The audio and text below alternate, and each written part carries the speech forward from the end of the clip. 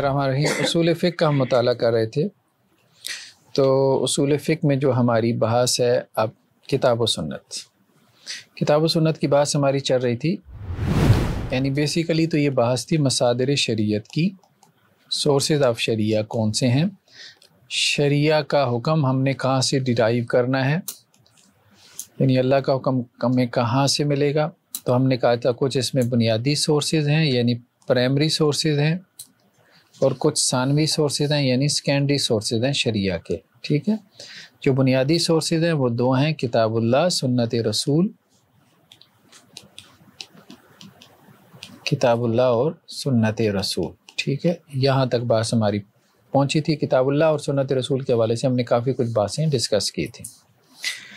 اب کتاب و سنت میں جو بحث جہاں تک ہم پہنچے تھے وہ بحث یہ تھی کہ اس میں دو بڑی ڈومینز ہیں کتاب و سنت میں جو ڈسکس کرنے والی ہیں، ایک ہے ثبوت کی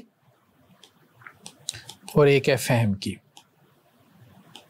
یہ دو بنیادی مسئلے ہیں، ٹھیک ہے۔ سب سے یعنی source of Shariah, primary sources کتاب اللہ، سنت رسول ہے۔ پہلے آپ ثابت کریں گے کہ یہ اللہ کی کتاب ہے، یہ سنت رسول ہے، پھر اس کے بعد دین یہ بحث آئے گی کہ اس کا کیا معنی اور مفہوم ہے، تب فہم کی بحث آئے گی۔ پہلے ثبوت کی بحث آئے گی منطقی اعتبار سے، پھر فہم کی بحث آئے گی، ٹھیک ہے۔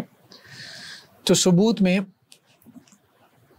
کتاب اللہ میں، تو کتاب اللہ تو اب سب کے نزدیک ثابت شدہ ہے نا، کیا کہتے ہیں اس کو؟ قطعی الثبوت۔ کیا ہے یہ؟ قطعی الثبوت ہے۔ قطعی الثبوت کسے کہتے ہیں؟ جب بھی کوئی خبر ہوتی ہے تو اس میں دو پہلو ہوتے ہیں، خبر میں دو پہلو ہوتے ہیں، سچ اور جھوٹ، سچ کا اور جھوٹ کا۔ جب اس میں سے ایک پہلو ختم ہو جاتا ہے اور دوسرا متعین ہو جاتا ہے، کوئی بھی خبر ہے نا، وہ سچی خبر ہو سکتی ہے، جھوٹی ہو سکتی ہے، ٹھیک ہے۔ تو جب اس خبر میں سے ایک پہلو ختم ہو گیا، قطع کا مطلب کاٹ دیا گیا، ٹھیک ہے، ختم ہو گیا نا، اور دوسرا پہلو متعین ہو گیا، ایک ختم ہو گیا دوسرا متعین ہو گیا، یعنی یقینی طور پہ یہ طے ہو گیا کہ یہ سچ ہے، یقینی طور پر، ٹھیک ہے۔ اس کو کہتے ہیں قطعی الثبوت، قطعی طور پہ ثابت ہو گئی یہ بات، قطعی طور پہ، ٹھیک ہے، یقینی طور پہ یہ بات ثابت ہو گئی، قطعیت کے ساتھ یہ بات ثابت ہو گئی۔ اس طرح سے یہ الفاظ بولے جاتے ہیں کہ یہ ایسی ہے۔ تو قرآن کل کا کل کیا ہے؟ قطعی الثبوت، یعنی ہے تو یہ خبر اللہ کے رسول صلی اللہ علیہ وسلم کو جو حضرت جبریل سے ملی، پھر آپ صلی اللہ علیہ وسلم سے ہم تک پہنچی 14 صدیوں میں، ہے تو یہ خبر ہی، خبر کے ذریعے ہم تک پہنچا ہے، لیکن یہ خبر کیا ہے؟ قطعی الثبوت ہے، ٹھیک ہے۔ دوسری کیا ہے؟ سنت رسول۔ سنت رسول، سنت رسول کے بارے میں دو باتیں پیدا ہوئیں، ایک یہ کہ وہ سنت جو کہ متواتر ہے، اور ایک وہ سنت جو کہ آحاد ہے۔ متواتر کو کہا جاتا ہے کہ یہ قطعی الثبوت ہے قرآن کی طرح، سنت متواترہ۔ متواتر سنت اس کو کہتے ہیں کہ جس کو نقل کرنے والا ایک جمع غفیر ہو، موب، اتنا بڑا ہجوم، اتنی بڑی تعداد کہ جس کا جھوٹ پر اتفاق امپاسبل، ناممکن ہو۔ جیسے قرآن کو بڑی تعداد میں لوگوں نے نقل کیا نا، تو اس لیے کہا جاتا ہے قطعی الثبوت ہے، جنریشنز نے نقل کیا نا۔ تو بعض سنتیں ایسی ہوتی ہیں جن کو جنریشنز نقل کرتی ہیں، پوری پوری جنریشن، اس کو متواتر کہہ دیتے ہیں۔ سر اب سنت کو پرائمری کہہ رہے ہیں یہاں پر، جی حدیث کو پرائمری سورس کہہ رہے ہیں آپ، ہاں ٹھیک ہے، ہاں، اس بالکل آئے ہے دوسری لاسٹ ٹائم ہم نے ڈسکس کی تھی تفصیل سے۔ تو سنت رسول جو ہے وہ دو طرح سے ہے، ایک وہ جو کہ متواتر ہے، ٹھیک ہے، جس کو جمع غفیر نے نقل کیا ہے، جیسے من کذب علی متعمدا فلیتبوأ مقعدہ من النار۔ کتنے صحابہ نے یہ نقل کی یہ روایت؟ 70 صحابہ نے یہ روایت نقل کی کہ جس نے مجھ پہ جان بوجھ کے جھوٹ بولا تو وہ اپنا ٹھکانہ جہنم میں بنا لے۔ اس کو کہتے ہیں متواتر، یعنی ایک جمع غفیر اس کو نقل کرے، اتنی بڑی تعداد کہ انسان سوچے بھی نہ کہ یار اتنے لوگ جھوٹ بول سکتے ہیں، یا اتنے لوگ غلطی کر سکتے ہیں؟ نہیں، اس کو متواتر کہتے ہیں۔ تواتر کا مطلب تسلسل، اس کو ہم پھر دوبارہ کھولیں گے اپنا۔ احاد کیا ہے؟ خبر واحد، واحد کی جمع احاد، ٹھیک ہے۔ اخبار احاد کہتے ہیں یا خبر واحد کہتے ہیں؟ اخبار احاد جمع ہے، خبر واحد اس کی واحد ہے، ٹھیک ہے۔ خبر کی جمع اخبار، واحد کی جمع احاد۔ اس کی آگے 3 قسمیں ہیں۔ مشہور، عزیز اور غریب۔ مشہور اس حدیث کو کہتے ہیں کہ جس کے ہر طبقے میں 3 راوی ہوں، کم از کم 3 راوی ہوں۔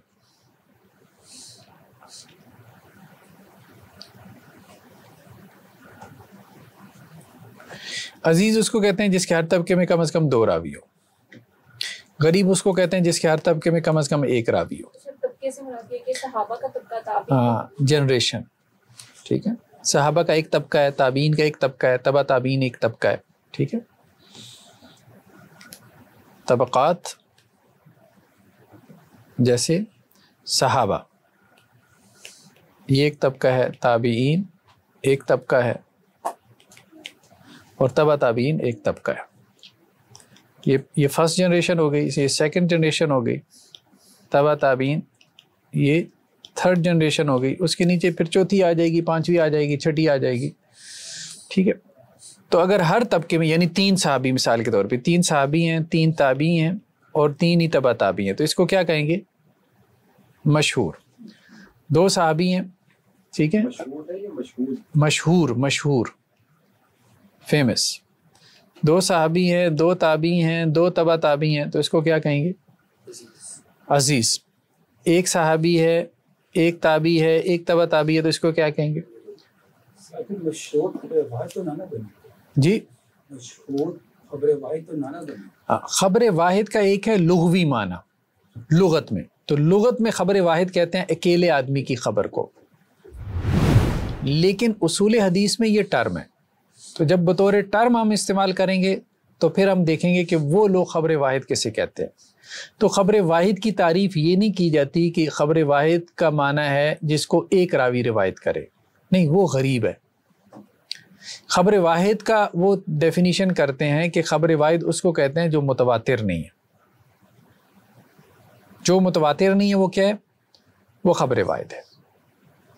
خبر واحد اور متواتر کے درمیان تھریشولڈ 3 سے اوپر ہوگی تو متواتر ہوگی،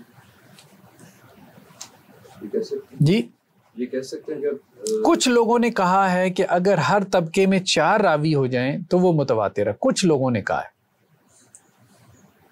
کچھ نے کہا ہے کہ نہیں، ہر طبقے میں 10 راوی ہوں تو متواتر ہوگی، کچھ نے کہا کہ 11 ہوں، کچھ نے کہا 12 ہوں، کچھ نے کہا 40 ہوں، کچھ نے کہا 30 ہوں، کچھ نے کہا 70 ہوں۔ تو وہ اختلاف ہے، متواتر کتنے راویوں سے بنے گی اس میں اختلاف ہے۔ اس لیے متواتر کے بارے میں 2 رائے۔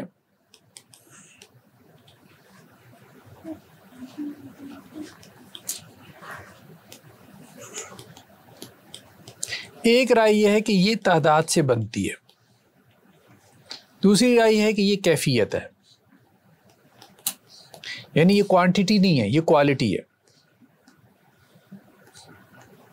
ایک رائے ہے کہ یہ کوانٹٹی ہے، جنہوں نے کوانٹٹی ہے انہوں نے کہا کم از کم 4 یا 5 بھی کہا، یا بعض نے کہا کہ 7، بعض نے کہا 10، بعض نے 11، بعض نے 12، بعض نے جو ہے وہ 30 بھی کہا، بعض نے 40 کہا، بعض نے 70 بھی کہا، اور بھی بہت سے اقوال ہیں، 313 بھی کہا، 1400 کو بھی کہا۔ یہ ساروں کے اقوال اب آپ کے ذہن میں آ رہے ہوں گے۔ 5 نمازیں ہیں، 7 آسمان ہیں، ٹھیک ہے۔ تلک عشرۃ کاملہ، 11 عشرہ کوکبہ، 12 مہینے ہیں، ٹھیک ہے۔ رمضان کے 30 روزے ہیں، 40 دن حضرت موسیٰ علیہ السلام نے گزارے تھے، ٹھیک ہے۔ 70 کا عدد کثرت کے لیے آتا ہے، 313 بدری صحابی ہیں، 1416 حدیبیہ میں تھے۔ حقیقت میں وہ دلیل نہیں ہے، ٹھیک ہے۔ تو خبر متواتر کچھ لوگ اس طرف چلے گئے کہ یہ کوانٹٹی ہے، لیکن ہمارے پاس کوئی دلیل نہیں ہے۔ کہ اتنی کوانٹٹی جو ہے نا وہ ہو تو خبر متواتر ہے، کیونکہ لوگوں نے ایک چیز پہ اتفاق بھی تو نہیں نہ کیا. چلے ایک پہ اتفاق کر لیتے تو آپ کہہ لیتے چلے انہوں نے ایک اصطلاح بنا لی ہے. اصطلاحات میں کوئی جھگڑا نہیں ہے، بنا لیں. تو بعض یہ تو جمہور کا موقف ہے نا کہ یہ اصل میں تعداد ہے، لیکن ابن تیمیہ وغیرہ نے کہا کہ یہ تعداد نہیں ہے، یہ اصل میں کوالٹی ہے. وہ کہتے ہیں تواتر، متواتر اصل میں اس خبر کو کہتے ہیں جس سے یقین حاصل ہو، ایک اندر ایک یقین کی کیفیت پیدا ہو. ٹھیک ہے، تو یہ ضروری نہیں عدد سے پیدا ہو. بعض اوقات 70 آدمی بھی آپ کے سامنے کوئی بات کر رہا ہوتا ہے تو آپ کہتے نہیں ایسے سارے جھوٹے اکٹھے ہو گئے. اور بعض اوقات جو ہے وہ 2-4 لوگ بھی بات کرتے ہیں، 2-4 کیا ایک آدھ بندہ بھی بات کرتا ہے تو آپ کو 70 کی بات سے زیادہ اس کی بات پہ یقین آتا. جیسے ایک سند ہمارے یہاں ہے، اس کو کہا جاتا ہے سلسلۃ الذہب. ٹھیک ہے، امام مالک وہ آگے بیان کرتے ہیں امام نافع سے، امام نافع بیان کرتے ہیں عبداللہ بن عمر سے. عبداللہ بن عمر تو صحابی ہیں. ٹھیک ہے، اس کے بعد امام نافع ہیں، یہ بھی بہت بڑے امام ہیں، یہ ان کے مولا ہیں، آزاد کردہ غلام ہیں عبداللہ بن عمر کے. ان کے شاگرد امام مالک ہیں. اس کو کہتے ہیں سلسلۃ الذہب، گولڈن چین. ٹھیک ہے، اب ابن تیمیہ کہتے ہیں کہ اب اس چین میں ہر بندہ امام ہے، تو آپ کو یقین حاصل ہوتا ہے جب اس چین سے کوئی چیز آ جائے نا. امام مالک نافع سے، اور نافع عبداللہ بن عمر کے شاگرد ہیں. عبداللہ بن عمر نے اللہ کے رسول سے بیان کی. امام نافع یہ تابعی. امام مالک، امام مالک تو امام مالک ہیں پھر. تبع تابعی. ہاں تبع تابعی. کس کے غلام تھے؟ امام نافع عبداللہ بن عمر کے غلام تھے، آزاد کردہ غلام تھے. ان کی اس چین سے یہ بھی خبر احاد میں شامل ہوگی نا.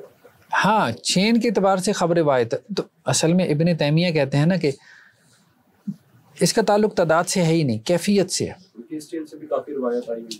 ہاں، اس چین سے روایتیں آئی ہیں. امام مالک بیان کرتے ہیں اپنی موطا میں، اس چین سے بیان کرتے ہیں روایتیں.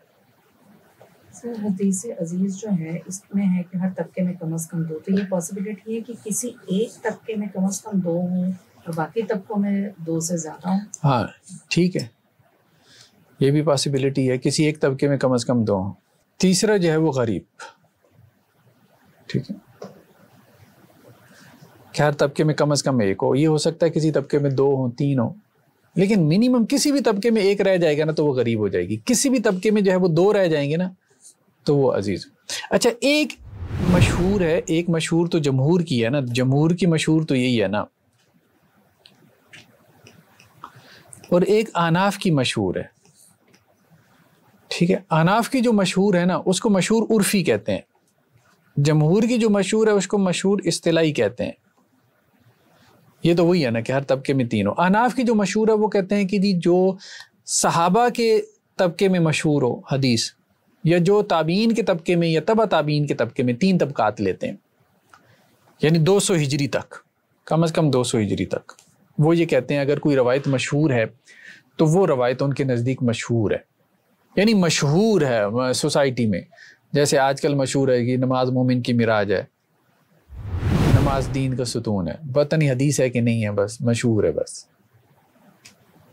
علم حاصل کرو چاہے تمہیں چین ہی جانا پڑے. مطلب مشہور کا مطلب ہوتا ہے لوگوں میں مشہور ہونا. تو وہ عرفی معنی میں مشہور لیتے ہیں. تو وہ کہتے ہیں صحابہ کے زمانے میں اگر کوئی حدیث مشہور ہے، تابعین کے، تبع تابعین کے زمانے میں، تو وہ مشہور ہے.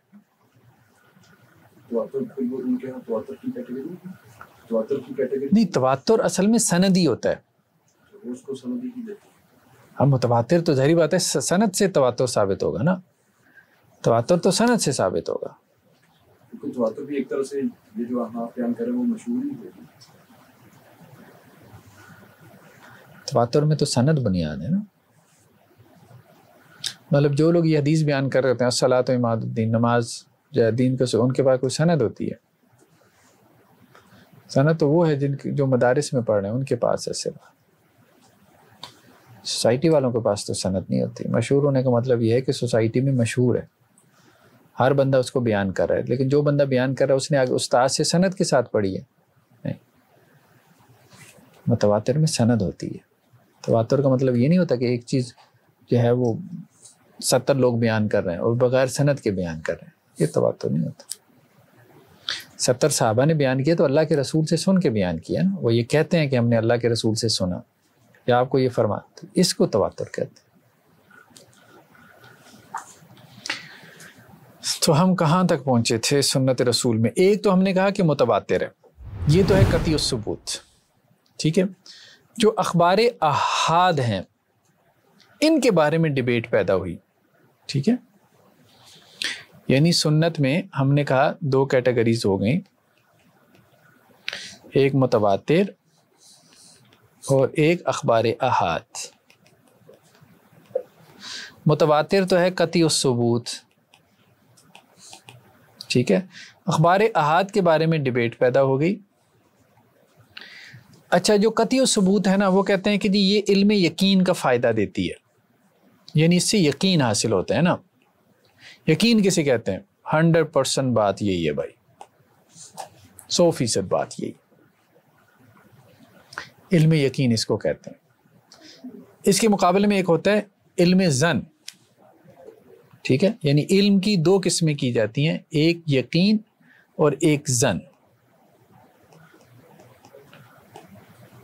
یقین کہتے ہیں 100% یہی بات ہے، 100%، اور ظن کہتے ہیں غالب گمان یہی ہے.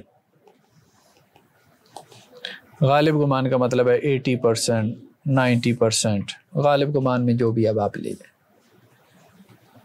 ٹھیک ہے، ظن. تو وہ کہتے ہیں جی متواتر سے تو علم یقین حاصل ہوتا ہے، یعنی متواتر کا جو کانٹینٹ ہے نا، تو یقینی بات یہ ہے کہ اللہ کے رسول نے یہی بات کہی ہے، یعنی اس کی نسبت یقین کے ساتھ اب اللہ کے رسول کی طرف کر سکتے ہیں. ٹھیک ہے، اور اخبار احاد اس کے بارے میں ایک یہ ہے کہ یہ یقین کا فائدہ دیتی ہیں. ٹھیک ہے، دوسرا یہ ہے کہ یہ ظن کا فائدہ دیتی ہیں. تیسرا یہ ہے کہ بعد تحقیق یقین کا فائدہ دیتی ہیں.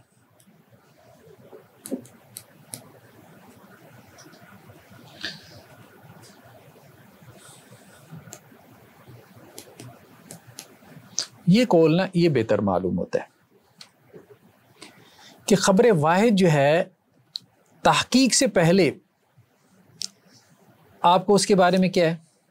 ظن ہوتا ہے، یقین نہیں ہوتا. تبھی تو آپ تحقیق کرتے ہیں نا. خبر واحد کی تحقیق ہوتی ہے نا، صحیح ہے یا نہیں ہے. سنن اربع کی تحقیق ہوئی ہے نا، فقہاء نے کی ہے. ٹھیک ہے، تو خبر واحد کی تحقیق ہوتی ہے. تحقیق سے پہلے تو اس میں ظن ہوتا ہے، لیکن تحقیق جب آپ نے کی تو اس کے تحقیق تو اسی لیے کی کہ آپ کو یقین کی کیفیت حاصل ہو. تحقیق کے بعد بھی ظن نہیں رہے تو فائدہ تحقیق کا. تو تحقیق کے بعد جو ہے یعنی ایک محقق کو یقین کا فائدہ دیتی ہے. سنن اربع سے کیا مراد ہے؟ سنن نسائی، سنن ابن ماجہ، سنن ترمذی. ٹھیک ہے، 4 ہیں نا سنن کی کتابیں معروف. سنن ابی داؤد، سیاہ ستہ میں سے 2 کو صحیحین کہتے ہیں، 4 کو سنن کہتے ہیں. تحقیق اور تخریج میں کیا فرق ہے؟ تحقیق کہتے ہیں کہ ایک حدیث جو ہے اس اتھینٹک ہے کہ نہیں ہے. ٹھیک ہے، اور تخریج کہتے ہیں کہ ایک حدیث مطلب کون کون سی کتابوں کے اندر آئی ہے. مطلب یہ ایک حدیث ہے انما الاعمال بالنیات، اس کی تخریج کیا ہوگی؟ یہ صحیح بخاری میں بھی ہے حدیث نمبر فلاں، صحیح مسلم میں بھی ہے حدیث نمبر فلاں، سنن ابی داؤد میں حدیث نمبر فلاں. نیچے آپ 10-12 حوالے لکھ لیں کہ فلاں فلاں کتاب میں یہ آئی ہے. اس کو تخریج کہتے ہیں. ہاں، متواتر حدیث کی کتنی تعداد ہوگی؟ متواتر حدیث جو ہے نا، ایک متواتر ہے لفظی، وہ تو ایک ہی ہے. باقی متواتر مانوی کے بارے میں کہا جاتا ہے کچھ 100 کے قریب ہے. متواتر جو احادیث ہیں 2 قسم پر ہیں، ایک متواتر لفظی اور ایک مانوی. ٹھیک ہے، متواتر لفظی تو ایک ہی حدیث ہے، من کذب علی متعمدا فلیتبوأ مقعدہ من النار، یعنی جس کے لفظوں میں بھی تواتر ہے، یہ تو ایک ہی حدیث ہے. یہ جو مانوی ہے نا، یہ کوئی 100 کے قریب ہے کہا جاتا ہے، واللہ اعلم. اب متواتر مانوی کیا چیز ہوتی ہے؟ متواتر مانوی یہ ہوتی ہے کہ وہ حدیث ایک نہیں ہوتی. لیکن مختلف حدیثوں میں کوئی ایک چیز کامن آ جاتی ہے. مثال کے طور پہ دعا، ہاتھ اٹھا کر دعا مانگنا، یہ متواتر مانوی ہے. لیکن ہاتھ اٹھا کر دعا مانگنے کی حدیثیں کیا بہت زیادہ ہیں؟ وہ کس اعتبار سے زیادہ ہیں؟ مثال کے طور پہ کسی حدیث میں آتا ہے کہ جی آپ صلی اللہ علیہ وسلم نے عیدین کی نماز پڑھائی اور اس کے بعد ہاتھ اٹھا کے دعا مانگی. کسی میں ہے کہ جی استسقاء کی نماز آپ نے پڑھائی تو آپ نے ہاتھ اٹھا کے دعا مانگی. کسی میں ہے کہ کسی نے آپ سے درخواست کی کہ جی میرے لیے دعا کریں تو آپ نے ہاتھ اٹھا کے دعا مانگی. مختلف واقعات ہیں، مختلف ایونٹس ہیں، ٹھیک ہے، جو مختلف اوقات میں ہوئی ہے. اب ان میں ایک چیز کامن آ گئی اور وہ کیا ہے کہ آپ نے دعا کے لیے ہاتھ اٹھائے. اس کو متواتر مانوی کہہ دیتے ہیں. ٹھیک ہے، یعنی ایک بات مختلف جگہوں سے ثابت ہو رہی ہے، تواتر سے ثابت ہو رہی ہے. تواتر عملی کس میں آتا ہے؟ تواتر عملی نہیں، تواتر عملی تو کوئی چیز نہیں ہے، وہ کوئی چیز نہیں. تواتر عملی تو ہمارے یہاں ویسی جو ہے وہ اصلاحی صاحب نے ایک اصطلاح جو ہے وہ وضع کر لی، اس کو ہم اصول حدیث میں دیکھیں گے تفصیل سے. ٹھیک ہے، بنیادی طور پہ تو یہ اصول حدیث کا موضوع بنتا ہے نا. تو اب بات کلیئر ہو رہی ہے نا کہ سنت میں ایک تو متواتر ہے، ٹھیک ہے، اور دوسری اخبار احاد ہے. متواتر جو ہے وہ قطعی الثبوت ہے اخبار احاد کے بارے میں، یعنی یقین کا فائدہ دیتی ہے، اور اخبار احاد کے بارے میں یہ ہے کہ یہ بعض کہتے ہیں کہ یہ قطعی الثبوت ہیں اخبار احاد بھی، بعض کہتے ہیں کہ یہ ظنی الثبوت ہیں، اور بعض کہتے ہیں کہ یہ ما بعد تحقیق قطعی الثبوت ہو جاتی ہیں، قطعی طور پہ ثابت ہو جاتی ہیں تحقیق کے بعد. تو یہ قول زیادہ بہتر معلوم ہوتا ہے. تحقیق کے بعد ان کا ثبوت یقینی ہو جاتا ہے. مطلب ہم تحقیق اس لیے دیکھتے ہیں نا تاکہ ہمیں پتہ چلے کہ یہ حدیث صحیح ہے یا ضعیف ہے. قطعی ثبوت کا مطلب یہ ہے کہ اس میں ایک پہلو راجح ہو جائے، ایک مرجوع ہو جائے، ایک ختم ہو جائے، دوسرا متعین ہو جائے، صحت کا پہلو متعین ہو جائے یا ضعف کا پہلو متعین ہو جائے، کوئی بھی متعین ہو جائے. اصل میں دیکھیں نا، قطعی جو ہے نا، قطعی اور ظنی، یہ بھی چار طرح سے ہے نا. جی قطع و ظن کی جو بحث ہے نا، قطع و ظن کی بحث،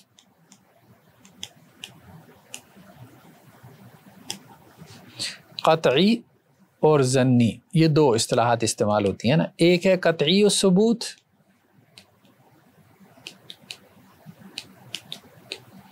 اور ایک ہے قطعی الدلالہ، اور ایک ہے ظنی الثبوت اور ایک ہے ظنی الدلالہ.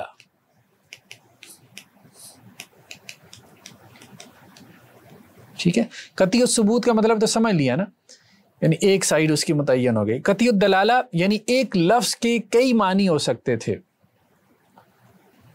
لیکن ایک معنی اس کا متعین. ٹھیک ہے، اس کو قطعی الدلالہ کہتے ہیں. دلالت کا تعلق معنی سے ہے نا. ثلاثۃ قروء میں جو ہے وہ ایک سے زیادہ معنی کا احتمال ہے، اس کو کیا کہیں گے؟ ظنی الدلالہ. ثلاثۃ قروء کو کیا کہیں گے؟ ظنی الدلالہ.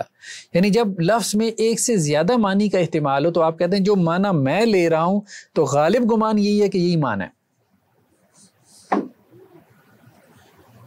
لیکن جب اس کا معنی ہی ایک ہو، وسارق و وسارقہ تو فقط ویدیہما، چور معنی سب نے چوری کی ہے، اس کو کیا کہیں گے؟ قطعی الدلالہ. ٹھیک ہے،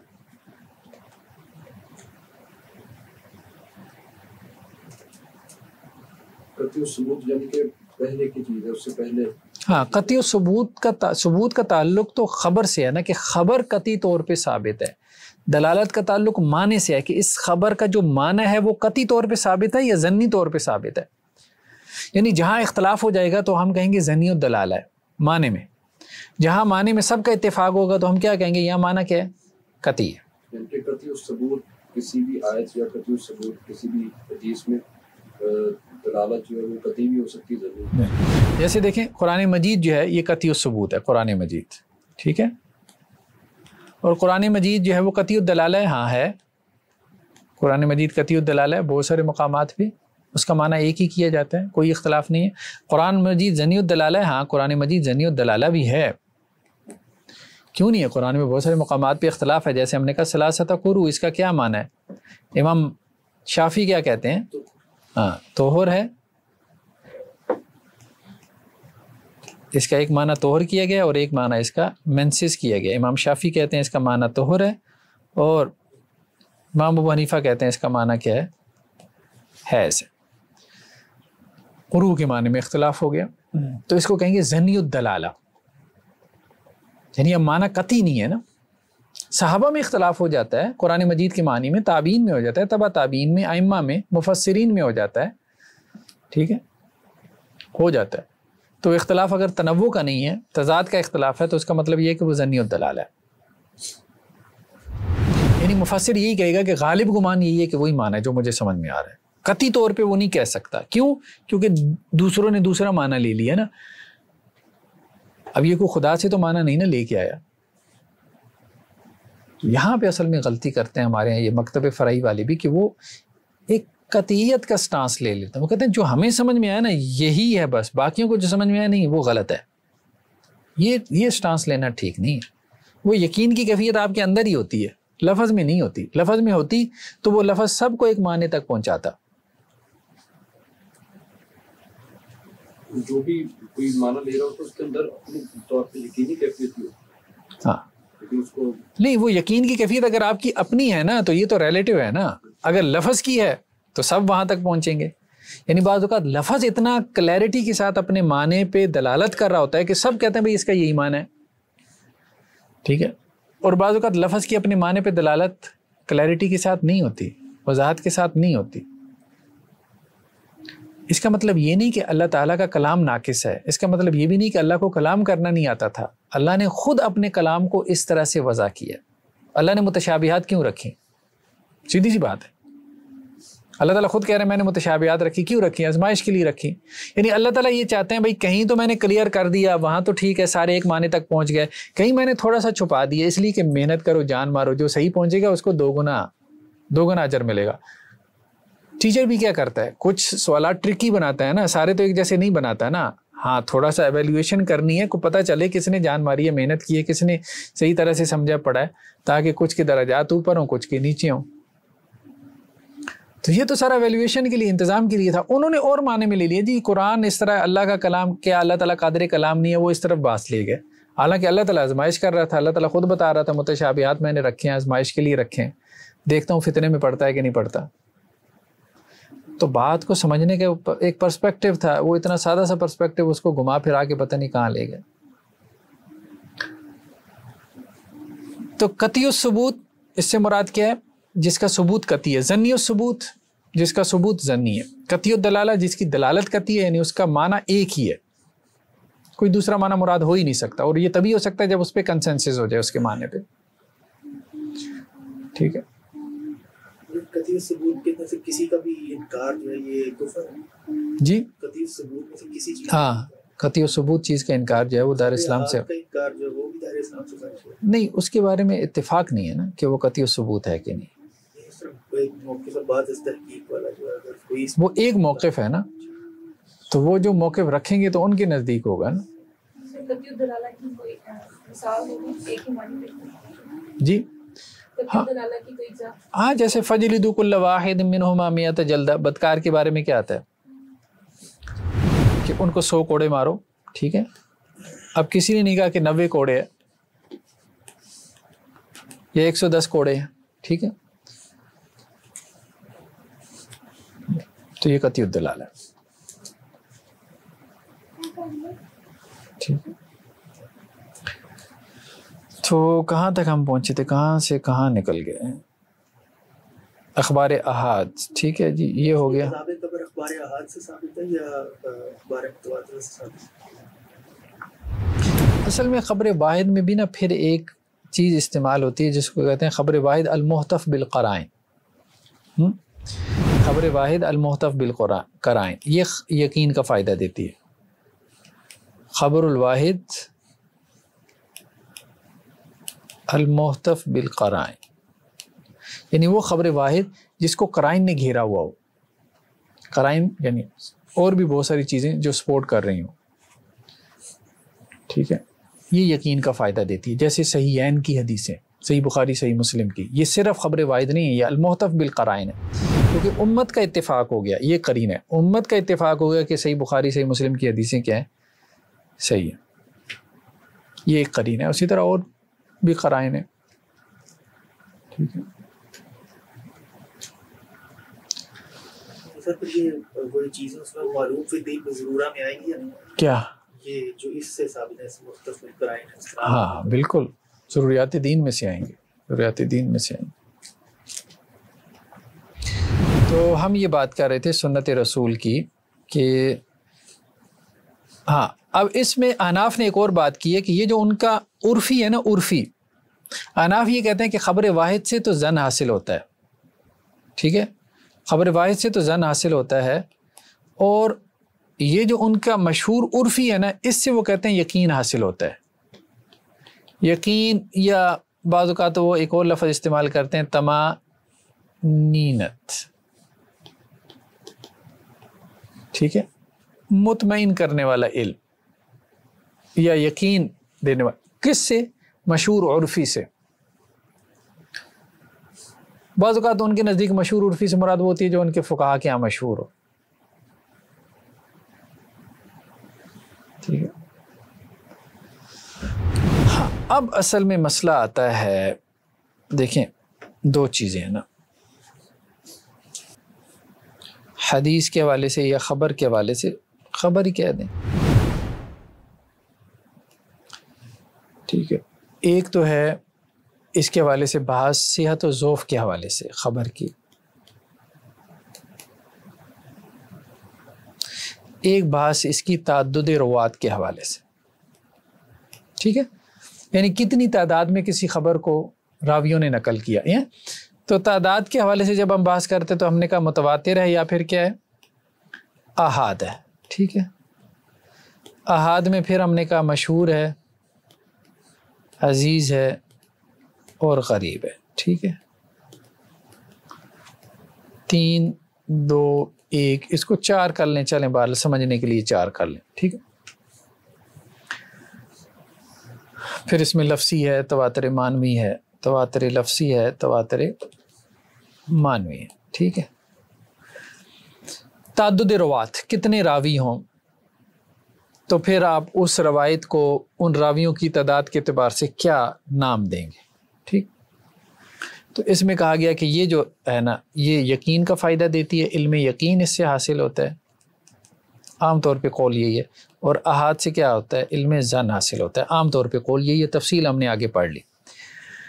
دوسری چیز ہے، لیکن وہ یہ کہتے ہیں کہ علم ظن پہ بھی جو عمل ہے نا یہ واجب ہے. ظنی کہہ کے وہ یہ نہیں کہتے کہ جی اب اس پہ عمل نہیں ہوگا، وہ کہتے ہیں عمل ظن کے اوپر بھی واجب ہو جاتا ہے، ٹھیک ہے. یقین کے اوپر تو واجب ہے ہی ہے، باقی وہ صرف فرق کرنے کے لیے کہتے ہیں کہ جو قرآن سے علم یقین حاصل ہوتا ہے، خبر متواتر سے یقین حاصل ہوتا ہے، اور خبر احاد سے علم ظن حاصل ہوتا ہے، لیکن عمل جو ہے وہ ظنی چیزوں کے اوپر بھی ان کے نزدیک واجب ہے. یعنی خبر واحد سے جو بھی علم حاصل ہو رہا ہے اس پہ عمل واجب ہے، لازم ہے، ٹھیک ہے. دوسرا صحت و ضعف کے اعتبار سے، صحت و ضعف کے اعتبار سے جو روایتیں ہیں نا وہ کہیں یا تو مقبول ہے یا مردود ہے. روایت کیا ہے، مقبول ہے یا مردود ہے. یہ تفصیل سے تو ہم پڑھیں گے نا اصول حدیث میں. مقبول کہتے ہیں ایکسیپٹڈ، مردود ریجیکٹڈ. مقبول کی پھر آگے 4 قسمیں ہیں، صحیح لذاتی ہی، صحیح لغیری ہی،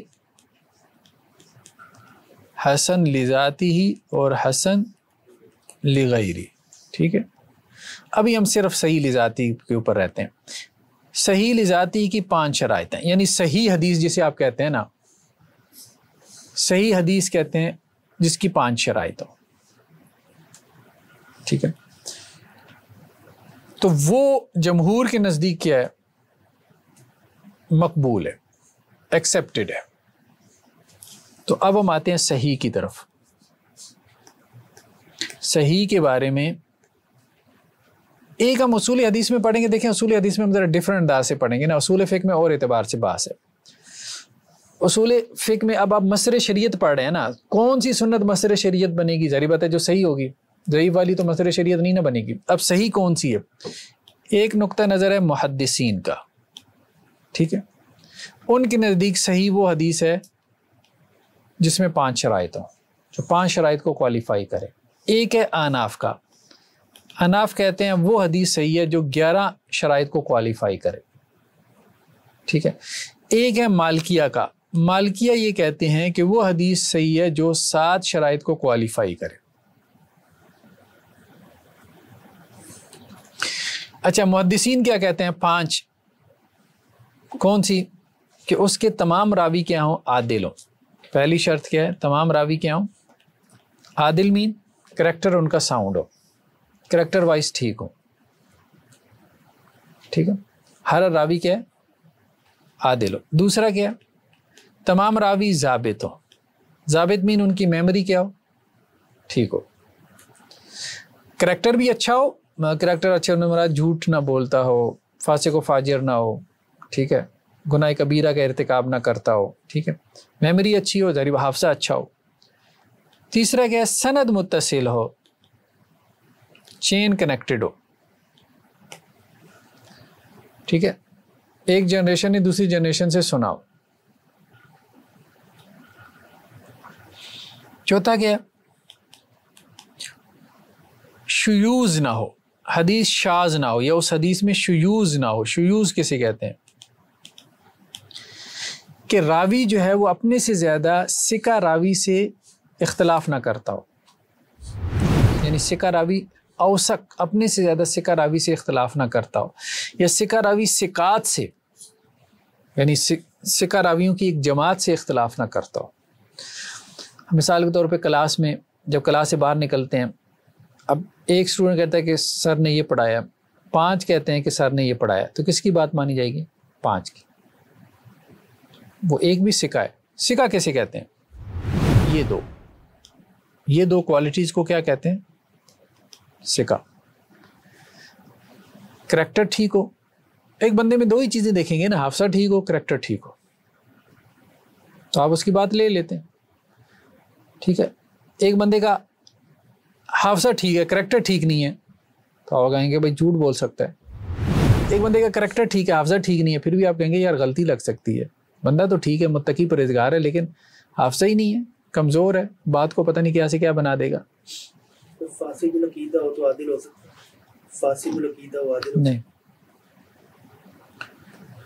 تو عدالت اور ضبط 2 چیزیں، ثقہ ہونے کے لیے کیا ہے؟ 2 چیزیں ہونا ضروری ہے۔ تو ثقہ راوی جو ہے، ثقہ راوی اپنے سے زیادہ ثقہ راوی کی اوثق کی مخالفت نہ کرے۔ ثقہ راوی اگر اوثق کی مخالفت کرے گا تو ہم کہیں گے شاذ ہے، جیسے وہ بکری جو ہے نا اپنے ریوڑ سے علیحدہ ہو جاتی ہے، اس طرح یہ اپنے ریوڑ سے علیحدہ ہو گیا۔ ایک ہی محدث کے ہزاروں شاگرد ہوتے تھے، کچھ ایک طرح سے بیان کرتے تھے کہ جی استاد نے اس طرح سے روایت بیان کی، کچھ اور طرح سے، ٹھیک ہے۔ 5واں کیا؟ اس میں علت نہ ہو، خفیہ علت نہ ہو، ہڈن ڈیفیکٹ نہ ہو۔ اصل میں یہ تفصیلی باتیں نا اصول حدیث کی ہیں، ابھی آپ اس کو موٹا موٹا ہی گزاریں۔ بیسیکلی یہاں پہ یہ بحث سمجھنے والی نہیں ہے، یہ تو ہم حدیث میں کھولیں گے نا، اور لمبی چوڑی کھولیں گے اصول حدیث میں، ساری اصول حدیث اسی کے گرد ہی گھوم رہی ہے، ٹھیک ہے۔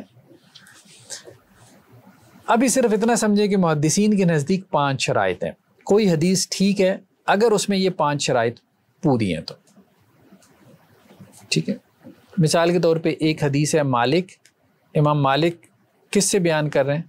نافع سے۔ وہ کس سے بیان کر رہے ہیں؟ عبداللہ بن عمر سے۔ اور وہ کس سے بیان کر رہے ہیں؟ رسول اللہ صلی اللہ علیہ وسلم سے، ٹھیک ہے۔ اب امام مالک عادل ہونے چاہیے، پہلی بات تو یہ۔ امام مالک ضابط بھی ہونے چاہیے، امام مالک کی حافظہ بھی اچھا ہو، امام مالک متقی پرہیزگار بھی ہوں، فاسق و فاجر بھی نہ ہو۔ لمبی چوڑی شرائط ہوتی ہیں، بلکہ وہ محدثین تو یہاں تک دیکھتے تھے بازار میں کھانا کھانے والا بھی نہ ہو۔ عدالت میں یہ بھی دیکھتے تھے، بازار میں جو کھانا کھاتا تھا اس سے بھی روایت نہیں لیتے تھے،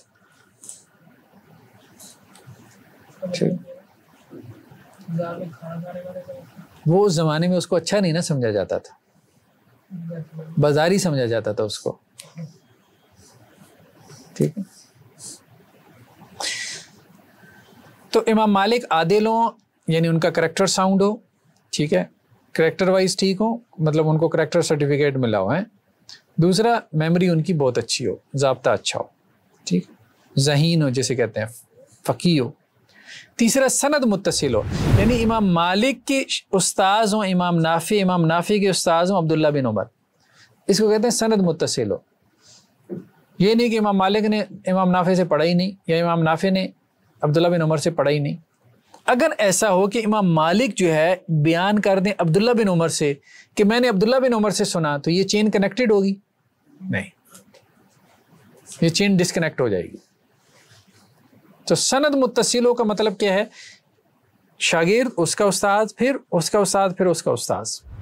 یہ نہیں کہ شاگرد جو ہے اپنے استاذ کے بجائے استاذ کے استاد سے بیان کرنا شروع کر دے, تو وہ چین ڈسکنیکٹ ہو جائے گی, پھر وہ روایت قابل قبول نہیں ہے. اپنے استاذ کے استاد سے کیسے سن سکتا ہے؟ دادا استاد سے نہیں سن سکتا. یہ ایسی ہے جیسے آج کے زمانے میں آپ کہیں کہ جی میں نے قائد اعظم محمد علی جناح کو مینار پاکستان پہ یہ تقریر کرتے سنا, تو یہ چین کنیکٹڈ ہوگی؟ نہیں, آپ سن ہی نہیں سکتے, کیونکہ آپ کی پیدائش سے پہلے ہی قائد اعظم صاحب اللہ کو پیارے ہو گئے تھے. لیکن اگر آپ یہ کہتے ہیں میں نے اپنے ابا جان سے سنا اور میرے ابا جان نے میرے دادا جان سے سنا تھا اور میرے دادا جان نے قائد اعظم محمد علی جناح سے مینار پاکستان کے جلسے میں یہ بات سنی تھی, تو یہ چین کنیکٹڈ ہو سکتی ہے. لیکن ایسی صورت میں اگر وہ سماعت کی تصریح کرے گا تو جھوٹ ہو جائے گا. کیا اگر ڈائریکٹ کوئی ابھی قائد اعظم کو کہے گا وہ تو جھوٹ ہو جائے گا. سننا تو سماعت کی تصریح تو جھوٹ ہو. ایسے, لیکن جھوٹ بھی تب اس کو پتہ چلے گا نا جس کو پتہ ہوگا دونوں کی پیدائش اور وفات. عادل ہوگا پھر تو وہ آن صحیح کرے گا, عادل ہوگا وہ تو آن صحیح کرے گا. تو شیوز نہ ہو, ٹھیک ہے, حدیث شاذ نہ ہو. شاذ سے کیا مراد ہے؟ ہم نے کہا کہ ثقہ راوی اوثق کی مخالفت نہ کرے, یعنی امام مالک امام نافع کے اور بھی شاگرد ہیں, ٹھیک ہے, مثال کے طور پہ امام نافع کے اور 10 شاگرد ہیں, 10 اور شاگرد ہیں, ٹھیک ہے. تو امام نافع کے ایک شاگرد امام مالک ایک بات بیان کرتے ہیں اور 10 کوئی اور بات بیان کرتے ہیں, ٹھیک ہے, تو پھر امام مالک کی بات ضعیف ہو جائے گی. اسی طرح سے علت نہ ہو, ہڈن ڈیفیکٹ نہ ہو, یہ تو ایکسپرٹ ہی جان سکتے ہیں. اس کی علت کی ایک مثال ہوتی ہے وہم نہ ہو جائے. بعض اوقات اتھینٹک راوی کو بھی وہم ہو جاتا ہے, ٹھیک ہے, وہ ہم دیکھیں گے. صحیح بخاری کے راویوں کو بھی وہم ہو جاتا ہے. جو آناف ہے نا وہ یہ کہتے ہیں کہ جی ان 5 کے علاوہ کتنی 6 اور ان 5 کے علاوہ 6 اور شرطیں ہیں, اگر وہ پوری ہوں گی تو پھر وہ حدیث مانیں گے. تو وہ جب وہ 6 شرطیں اور لگاتے ہیں نا, اس کے بعد اکثر حدیثیں یہاں سائڈ پہ چلی جاتی ہیں. پھر وہ اہل حدیث کہتے ہیں جی آناف حدیث ہی نہیں مانتے. تو وہ اصل میں اس لیے نہیں مانتے, وہ انہوں نے کرائیٹیریا اتنا سخت کر لیا.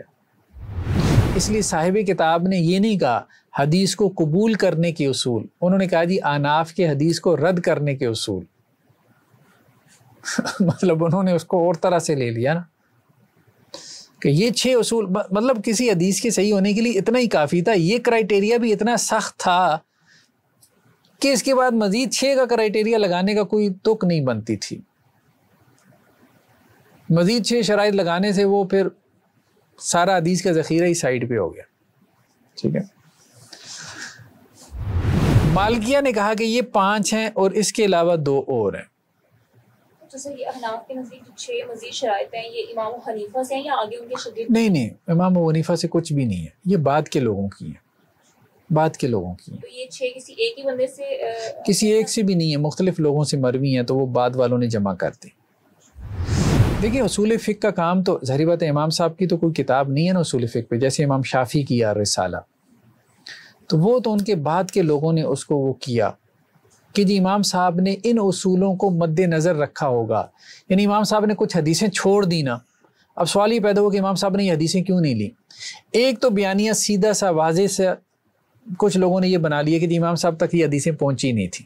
اب ظاہری بات ہے وہ تو فالوور سے, وہ تو یہ ایکسیپٹ ہی نہیں کر سکتے تھے کہ جی امام صاحب تک یہ حدیثیں نہیں پہنچی, تو وہ تو یہ کہتے بھائی یہ تو مطلب اب آپ یہ کہنا چاہتے ہیں ہمارے امام صاحب کو حدیث کا علم ہی نہیں تھا اور تمہارے اماموں کو بڑا علم تھا. انہوں نے کہا جی علم تو تھا لیکن انہوں نے جانتے بوجھتے چھوڑ دیں. بھائی کیوں چھوڑ دیں؟ اب بعد والوں نے 300 سال بعد 400 سال بعد یہ پھر اصول بنائے کہ جی اصل میں لگتا یہ ہے کہ ان اصولوں کی وجہ سے امام صاحب نے یہ حدیثیں چھوڑ دیں.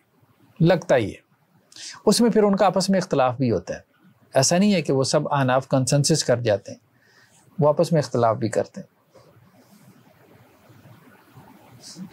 تو بنیادی طور پہ امام کرخی تھے, اس کے بعد امام بزدوی تھے یا امام جساس تھے.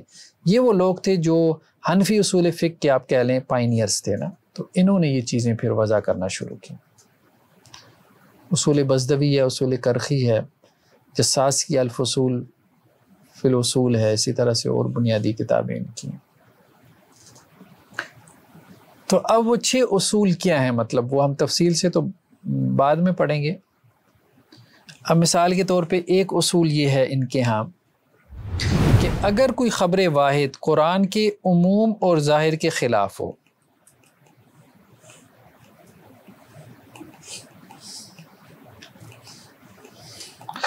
اگر کوئی خبر واحد قرآن کے عموم اور ظاہر کے خلاف ہو تو وہ خبر واحد مردود ہوگی.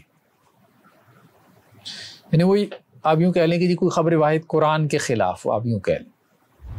محدثین کہتے ہیں یار قرآن کے خلاف تو حدیث ہو ہی نہیں نہ سکتی.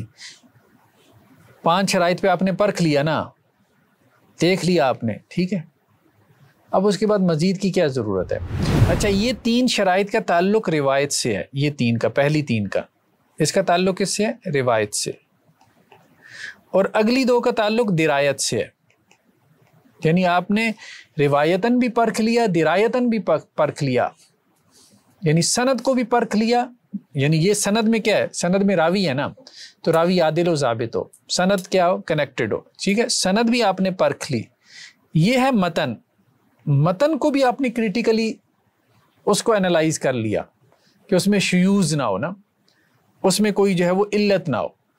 تو جب آپ نے سند کو بھی کریٹیکلی دیکھ لیا, متن کو بھی دیکھ لیا, اب اس کے بعد کیا دیکھنا ہے اب آپ نے, بس کافی ہے. وہ حدیث ٹھیک ہے, اب وہ قرآن کے خلاف نہیں ہو سکتی.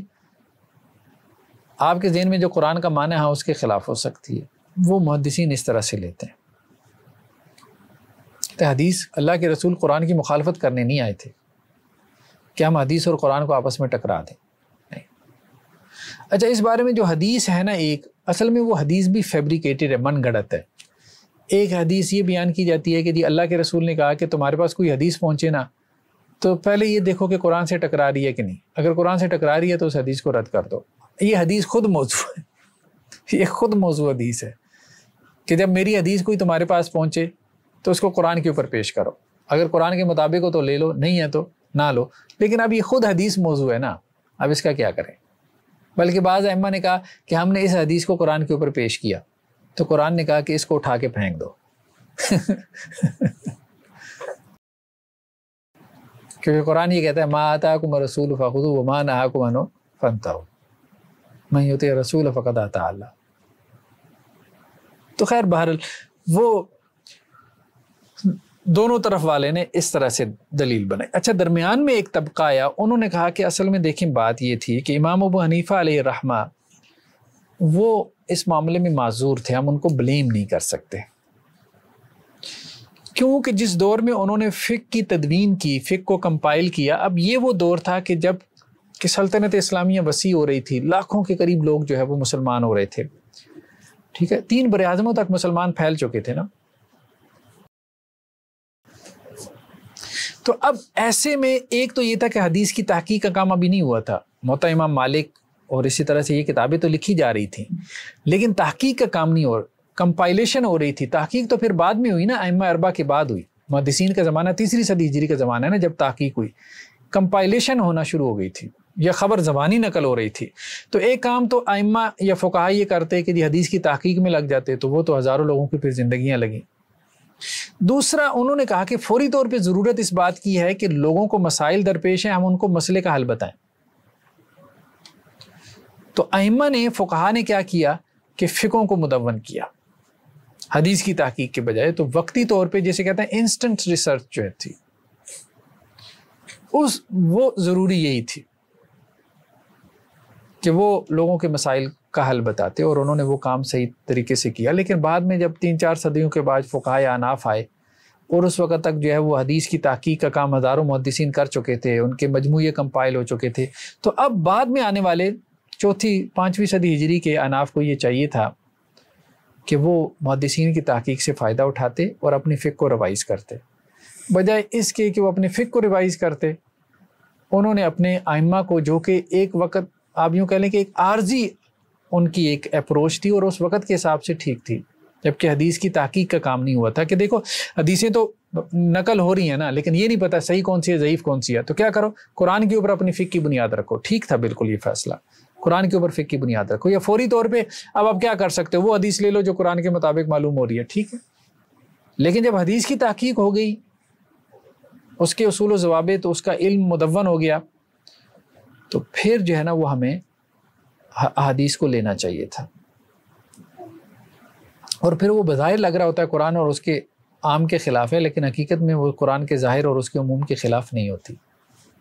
تو بہرحال ایک تو یہ بیان کیا جاتا ہے قرآن کے ظاہر و عموم کے خلاف ہو, دوسرا یہ ہے کہ وہ حدیث مشہور کے خلاف ہو.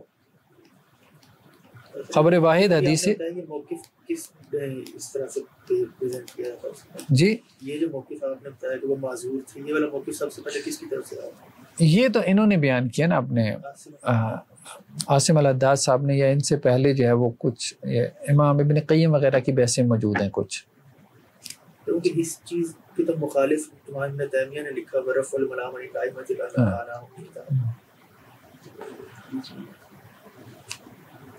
تو حدیث مشہور کے خلاف ہو, خبر واحد حدیث مشہور کے خلاف, تو وہ کہتے ہیں حدیث مشہور کو ہم لے لیں گے, خبر واحد کو چھوڑ دیں گے. تیسرا کیا ہے کہ راوی کا عمل جو ہے نا, راوی کا عمل خبر واحد کے خلاف ہو.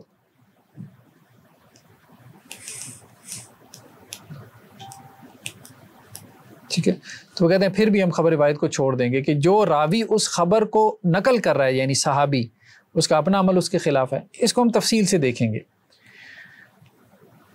چوتھا مثال کے طور پہ راوی کا جو فتویٰ ہے نا وہ اس کے خلاف ہو, راوی کا قول یا فتویٰ اس کی خبر کے خلاف ہو, تو وہ کہتے ہیں ہم اس کی خبر کو چھوڑ دیں گے اور اس کا فتویٰ لے لیں گے. اس روایت کا تعلق عموم بلوہ سے ہو, عموم بلوہ سے تعلق ہو. اس سے کیا مراد ہے, یعنی عام لوگوں کے جو حالات ہیں نا ان سے متعلق ہو وہ حدیث, یعنی ایسا مسئلہ جو ہر کسی کو درپیش آتا ہو, جیسے وضو کا مسئلہ, نماز کا مسئلہ, سب کو درپیش آتا ہے. اب اس کو ایک بندہ روایت کر رہا ہے, تو اس کا مطلب یہ ہے کہ مسئلہ عام تھا تو زیادہ صحابہ کو نقل کرنا چاہیے تھا نا, تو ایک بندے کا نقل کرنا یہ کنفیوژن پیدا کرتا ہے. وہ اس طرح سے اس کو لیتے ہیں. ٹھیک ہے, اس کا جو راوی ہے وہ فقیہ نہ ہو, اس کا راوی فقیہ نہ ہو, تو وہ پھر بھی, تو اس طرح سے انہوں نے. مالکیہ نے اس میں ایک شرط یہی لگائی ہے جو اناف نے لگائی ہے کہ قرآن کے عام اور ظاہر کے خلاف ہو, یعنی خبر واحد, تو پھر ہم خبر واحد کو ترک کر دیں گے. اور دوسرا انہوں نے لگایا کہ عمل اہل مدینہ, وہ اس کو بہت اہمیت دیتے ہیں, چونکہ امام مالک ساری زندگی مدینہ میں رہے نا, تو عمل اہل مدینہ کے خلاف ہو, وہ روایت اہل مدینہ کے عمل کے خلاف ہو, تو وہ کہتے ہیں ہم اہل مدینہ کا عمل لے لیں گے, روایت کو چھوڑ دیں گے. ان کی یہ اصول کی پائے جاتے قرآن کے عموم ظاہر کے خلاف ہے. کن کیا؟ مالکیہ میں, کیونکہ اب مالکیہ تو محدثین یعنی مدینہ میں اتوات روایات. ہاں نہیں, انہوں نے اس کو تھوڑا سا کیا ہے مزید نا, اس میں وہ پلس بھی کرتے ہیں نا, وہ کہتے ہیں کہ جی قرآن کے عام اور ظاہر کے خلاف ہو, ٹھیک ہے, تو لیکن اس میں وہ پلس کرتے ہیں اگر تو اس کی تائید عمل اہل مدینہ سے ہو جائے تو پھر اس کو لے لیتے ہیں, اگر اس کی تائید اجماع سے ہو جائے پھر بھی اس کو لے لیتے ہیں. تو کچھ صورتوں میں وہ اس کو لے لیتے ہیں, یعنی وہ اناف سے تھوڑا سا وہ ہٹ جاتے ہیں. اس کو ہم تفصیل سے پھر نا نیکسٹ ٹائم ہم اس کو دیکھیں گے, ان کی جو شرائط ہیں اناف کی اور مالکیہ وغیرہ کی, کہ یہ کس طرح سے ہیں. چلیں جی, آج کے لیے پھر اتنا ہی کافی ہے. سبحانک اللہم و بحمدک نشہد ان لا الہ الا انت